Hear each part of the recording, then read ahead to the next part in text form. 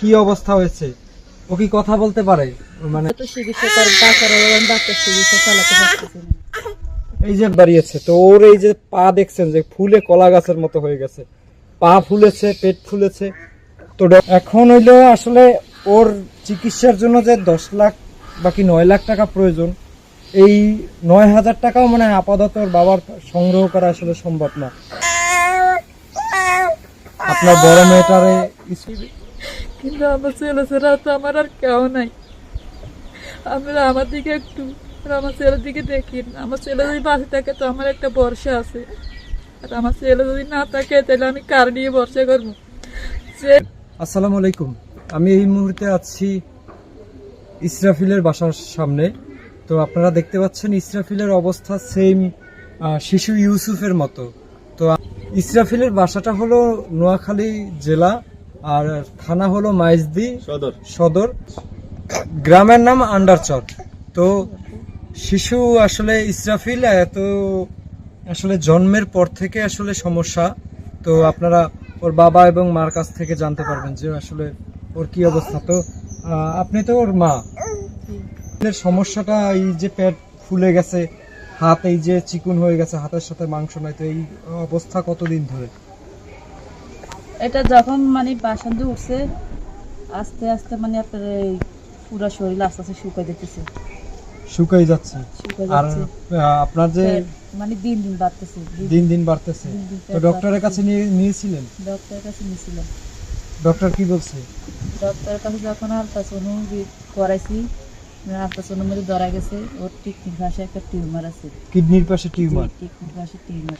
আচ্ছা, তো এখন আপনার যে বলছে কি কত টাকা খরচ লাগতে পারে? এই যে দেখতে পাচ্ছেন যে ওর আসলে মানে ওর পায়ের মধ্যেও পানি জমে গেছে, এই যে মানে পা সবকিছু ফুলে গেছে, আর পেট তো এই যে রক পর্যন্ত সবকিছু দেখা যাচ্ছে। তো ও বমি করে। ওর তো আমি একটা ছবি দেখছিলাম যে অনেক সুন্দর ছিল ছোটবেলায়, যে আপনার যে ওর বাবা কালকে পাঠিয়েছিল একটা ছবি, যে ওর ছোটবেলায় দেখতে অনেক সুন্দর ছিল, পুতুলের মতো। আল্লাহ নিষ্পাপ শিশুরে আসলে এত বড় একটা রোগ দিয়েছে। তো আপনার যে এখন আপনাদের এই চিকিৎসাটা কিভাবে চলতেছে, মানে কোথা থেকে অর্থ সংগ্রহ হচ্ছে? আমার থেকে যতটুকু ছিল অতটুকু চালাতে পারছি। ওর আব্বু কি করে? ওর আব্বু আরএফএলের মাল বিক্রি করে, প্লাস্টিক বিক্রি করে। প্লাস্টিক বিক্রি করে? এটা কি বাজারে নাকি দোকানে নাকি বাড়িতে বাড়িতে? বাড়িতে বাড়িতে বিক্রি। আচ্ছা, বাড়িতে বাড়িতে ফেরিয়ালা। শিশু ইসরাফিলকে নিয়ে আসলে ডিবিসি নিউজ একটা নিউজ প্রকাশ করেছে ওর চিকিৎসার জন্য, যাতে দেশের দানশীল ব্যক্তিরা এগিয়ে আসে। তো সেইখান থেকে নিউজ থেকে কত টাকা পর্যন্ত সাহায্য পেয়েছেন ভাই এখন পর্যন্ত? এখান থেকে মানে পরিচিত মানে কিছু লোক মানে 2,000 টাকা দিছিল, এরকম 2-3 হাজার টাকা পর্যন্ত সাহায্য পেয়েছেন। আচ্ছা, এছাড়া আপনার যে এলাকার মানে এই যে আপনার যে সরকারি কর্মকর্তা আছে বাকি দানশীল ব্যক্তিরা আছে, এরা কি চিকিৎসার কোনো ব্যবস্থা করে দিয়েছিল এরকম কিছু? জি না, এরকম কিছু দেয় না। এরকম কিছু দেয়নি, শুধু ওই নিউজ থেকে 2-3 হাজার টাকা সাহায্য পেয়েছে। তো এতদিন কিভাবে এই বাচ্চাটা নিয়ে মানে আর একজন ওই যে আমার পরিচিত আমাদের মানে 6,000 টাকা মানে দিছিল, পরিচিত লোক 6,000 টাকা দিচ্ছে, মোট 10,000 টাকার মতো সাহায্য। আপনার যে লাস্ট যখন এই কয়েকদিন আগে আপনি দেখলাম যে প্রায় 7টা-8টা ডাক্তার, 7টা-8টা হাসপাতাল পর্যন্ত ঘুরছেন। এই যে দেখতে পাচ্ছেন যে ঢাকা মেডিকেলের, ঢাকা শিশু হাসপাতাল, মা ও শিশু হাসপাতাল চট্টগ্রামে, মানে বাচ্চাদের জন্য যেখানে যেখানে চিকিৎসা আছে উনি কোনো জায়গায় আসলে বাদ রাখে না যাওয়ার জন্য। তো এখানে অনেকগুলো, তো উনি ওনার সামর্থ্যর আসলে বাহিরে গিয়ে উনি লোন করেও বাচ্চার চিকিৎসার আসলে ব্যবস্থা করতে চেয়েছিল। তো এত টাকার ব্যাপার আসলে ওইভাবে পারেনি। আপনারা দেখতে পাচ্ছেন যে আসলে এই শিশু ইসরাফিলের কি অবস্থা, যে পায়ের মধ্যে পানি জমে গেছে, মানে পেটে এই যে মানে পেটের রক সব ফুলে গেছে। তারপরে মানে আমি আপনার যে নিয়ে দাঁড়াতে পারছি না, মানে এত পরিমাণে ওজন। তো কত কেজি ওজন থাকতে পারে আপনার শিশুর? 30 কেজি তো মনে হয় প্রায় আশেপাশে হবে। কোলে নেওয়া যায় না ওজন, মানে হাতটা তো দূরে যায়, সারাক্ষণ কোলে রাখতে হয়, নিজের কষ্ট হয়, ওর নিজের তো কষ্ট হয়, আমাদেরও কষ্ট হয়। আপনি কি সারাক্ষণ এই কোলে নিয়ে বসে থাকেন? সারাক্ষণ কোলে রাখতে হয়।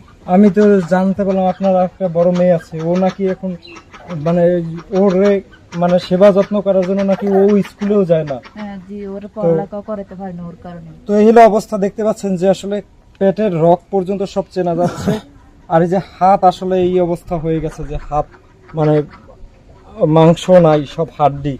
তার চিকিৎসার জন্য যে 10 লাখ বাকি 9 লাখ টাকা প্রয়োজন, এই 9,000 টাকাও মানে আপাতত ওর বাবার সংগ্রহ করা আসলে সম্ভব না। তো ভাবি, আমার আসলে নিতে কষ্ট হচ্ছে, আপনার সন্তানরা দেখে নেন, কারণ আমি আসলে মানে আপনারা যারা আসলে ইউসুফের ব্যাপারটা জানছিলেন, যে কিছুদিন আগে আমি শিশু ইউসুফ সিরাজগঞ্জ বাড়ি, তো ওর মতোই পেটের এই একই অবস্থা ছিল। তো সেই বাচ্চাটা লিভার নষ্ট হয়ে গেছিল, তার চিকিৎসার জন্য প্রায় 35 লাখ টাকা লাগবে এরকম ইন্ডিয়ান ডক্টররা জানিয়েছিল। তো আমি আমার ভিডিওর মাধ্যমে আপনারা প্রায় 6,85,112 টাকা পর্যন্ত সাহায্য পাঠিয়েছিলেন। তো পাসপোর্ট করেছিলাম এটাও জানেন, ভিসা করেছিলাম এটাও জানেন, তারপরে বিমানের টিকিট কাটছি, যেই দিনকার ব্যাগ ট্যাগ গুছিয়ে রওনা দিবে ঢাকার জন্য, তার পরের দিন আমরা মানে ইন্ডিয়ার দিকে রওনা দেব। তো সেই অবস্থায় শিশু ইউসুফের মৃত্যু হয়। মৃত্যুর পরে ওর পরিবারের এখন আসলে স্বাবলম্বী করার জন্য যে একটা ঘর তোলা হয়েছে 1,47,000 টাকা দিয়ে, 1.5 লাখ টাকার মতো দিয়ে গরু কেনার কাজ চলতেছে। তো এখন যন্ত্রণা যখন ব্যথা উঠে যায় তখন মানে নিজেরে কি করব, নিজে কামড়ায় যায়, সোলাই যায়, তখন নিজের শুধু সোলাই ফেলা, আমাদের কস সোলাই ফেলা সহ্য না করতে পারি ব্যথাটা। হ্যাঁ, ওর পিছনে অনেকগুলো দাগ আছে দেখলাম যে। জি, এগুলা মানে গোড়া উঠছে, পানির মতো বাইরে, শুধু পানির মতো বাইরে, শরীরে রক্ত নাই তো, শরীরে রক্ত নাই, সব পানি যেতে। হ্যাঁ, লিক হইতেছে পানি। হ্যাঁ, ওর আপনার যে শরীর থেকে কোনো পানি টানি বের হয়, বাকি পানি টানি বের করছেন পেট থেকে? জি না, টাকার অভাবে পানিও বের করতে পারেন না? টাকার অভাবে পানি বের, যেহেতু গ্রামবাসী যারা আছেন, প্রবাসী ভাইরা যারা আছেন, আমার এই ছেলেটার দিকে তাকাই আমাকে কিছু সাহায্য করবে। টাকার অভাবে আমি কিছু করতে পারতেছি না। আমার একটা ছেলে, একটা মেয়ে, মেয়েটা যা একটু বড় হয়েছে, ছেলেটা পৃথিবীতে আসার পরে 1-1.5 বছর ভালো ছিল। ভালো থাকার পরে আমি 9 মাস, এখন ছেলে কষ্ট পাইতেছে। এখন যার টাকা পয়সা ছিল আমি লেনদেন করি, ছেলের পিছে খরচা করছি। এখন 3-4 লাখ টাকা দেনা হয়ে গেছে। এখন আমার হাতে কি টাকা পয়সা নাই। পৃথিবীতে যদি বাঁচি থাকে, আমি যদি মরিও যাই, 1 মুঠ কবর যাই, মারি দিবে। কিন্তু আমার ছেলে ছাড়া তো আমার আর কেউ নাই। আমরা আমার দিকে একটু, আমার ছেলের দিকে দেখি। আমার ছেলে যদি বাঁচি থাকে তো আমার একটা ভরসা আছে। আর আমার ছেলে যদি না থাকে তাহলে আমি কার নিয়ে ভরসা করবো? যে দুনিয়ার থেকে আনছি, যার নিয়ে ভরসা করবো, সেই দুনিয়ার না থাকলে আমার তো আর কোনো দারকুল নাই। আপনারা যদি আমার দিকে একটু তাকান, আমার ছেলের দিকে তাকান, তাহলে সহযোগিতা করেন, তাহলে আমার একটু ভালো হয়, আমার ছেলের চিকিৎসা কি ট্রিটমেন্টটা ভালো হয়। আপনারা যদি মায়ের মতো সবাই জানেন কিরকম, যদি মার দিকে তাকাই, যদি আমার সন্তানের দিকে একটু তাকান, তাহলে আমি আমার সন্তানটার মনে করেন ফিরে পাইছি। যদি আপনারা না তাকান তাহলে আমার কাছে আর কিছু না, আমি আমার সন্তানের হারাই ফেলাবো। এই যে পিছনে ঘরটা দেখতে পাচ্ছেন, এই ঘরটা হলো কার ঘর? এটা মামার ঘর। মামার ঘর। আপনার ঘর নাই? জি না, আপনাদের ঘর বাড়ি সব নদীতে নিয়ে গেছে, নদী ভাঙিয়ে নিয়ে গেছে। আর যা কিছু ছিল বিক্রি করার মতো সব আপনার সন্তানের জন্য বিক্রি করে দিয়ে। যারা আসলে মানে ডিবিসি নিউজ করেছে, এর জন্য তাদের প্রতি কৃতজ্ঞ। পাশাপাশি আরো কিছু টিভি চ্যানেল যদি এগিয়ে আসে, এই অসহায় শিশুটার পাশে যদি দাঁড়ায়, তাহলে হয়তো বা ওর চিকিৎসাটা সম্পূর্ণ করা সম্ভব। আমি বাদও আরো অনেক বাংলাদেশে অনেক স্বেচ্ছাসেবী আছে, মানবিক মানুষ আছে, তারাও যদি একটু পাশে দাঁড়ায় হয়তো বা চিকিৎসাটা সহজ হয়ে যাবে।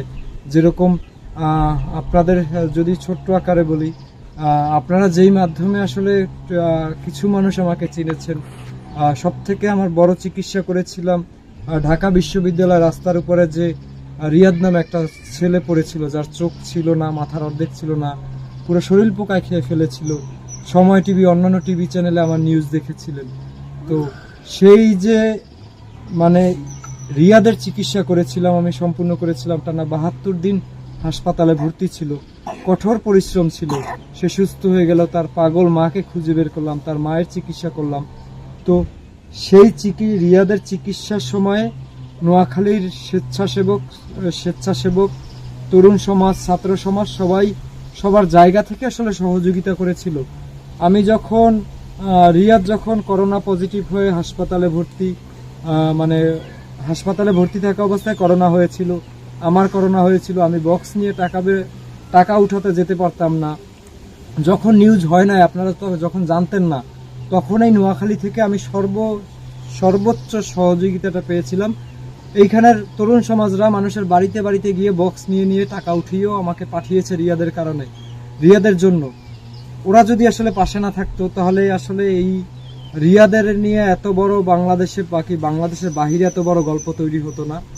তো সেই জায়গা থেকে এই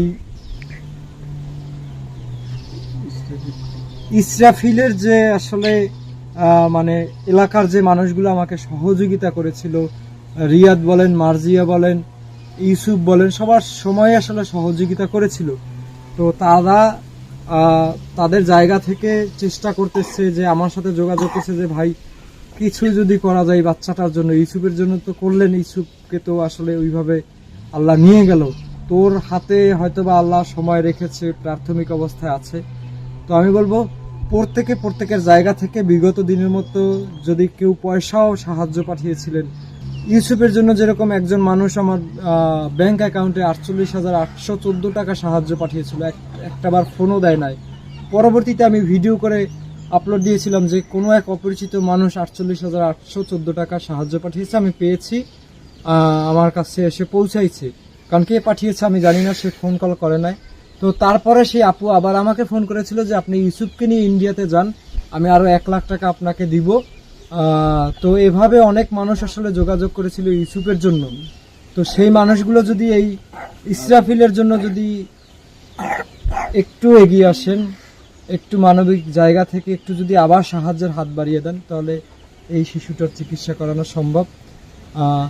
আপনাদের প্রত্যেকের কাছে অনুরোধ করব, তরুণ সমাজ বিশেষ করে আসলে নোয়াখালী এবং লক্ষ্মীপুর এই আশেপাশে পার্শ্ববর্তী নিজ এলাকার তরুণ সমাজ, বাকি প্রবাসী যারা আছেন সবার কাছে অনুরোধ করে বলতে চাই যে আমার অনেক নোয়াখালী লক্ষ্মীপুরের অনেক মানুষ আমাকে বিভিন্ন সময় মানবিক কাজের জন্য সহযোগিতা করেছে।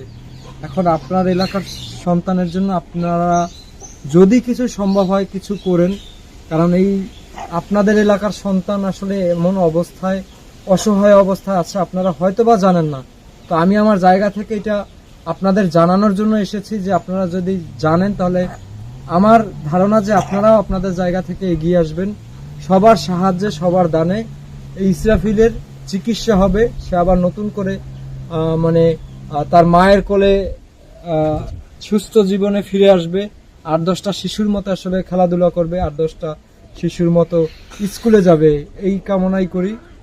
ইসরাফিল সুস্থ হয়ে যাক, ইসরাফিলের জন্য দোয়া করবেন, ওর পরিবারের জন্য দোয়া করবেন, আর আপনাদের সকলের জন্য দোয়া করি যারা এত বড় মন নিয়ে আসলে নিজের ক্ষুদ্র ক্ষুদ্র দান, আসলে কেউ বাসায় কাজ করে সেও আমাকে মানবিক কাজের জন্য সাহায্য করেছে, কেউ ভ্যান চালায়, কেউ রিক্সা চালায়, তারাও সাহায্য করেছে ইউসুফের জন্য। এরকম সমাজে অনেক মানুষ আছে, প্রত্যেকে একটু জায়গা থেকে এগিয়ে আসলে আমাদের এই যে আজকে আজকে আর 4-5 দিন পরে আমাদের ঈদ, আমাদের কুরবানির ঈদ। তো অনেকেই আছেন আসলে কুরবানির ঈদেও আসলে অনেক মানুষকে সহযোগিতা করে থাকেন, কেউ কাপড় দিয়ে সহযোগিতা করে থাকেন, কেউ অন্যভাবে সহযোগিতা করে থাকেন। তো সেই মানুষগুলোও যদি ক্ষুদ্র ক্ষুদ্র একটু অংশ যদি এই ইসরাফিলের জন্য বরাদ্দ রাখেন, আমি মনে করি যে ওর পরিবারের জন্য 8-10 লাখ টাকা চিকিৎসা খরচ বহন করাটা অনেক সহজ হয়ে যাবে। তো ভালো থাকবেন সবাই, আল্লাহ হাফেজ, আসসালামু আলাইকুম।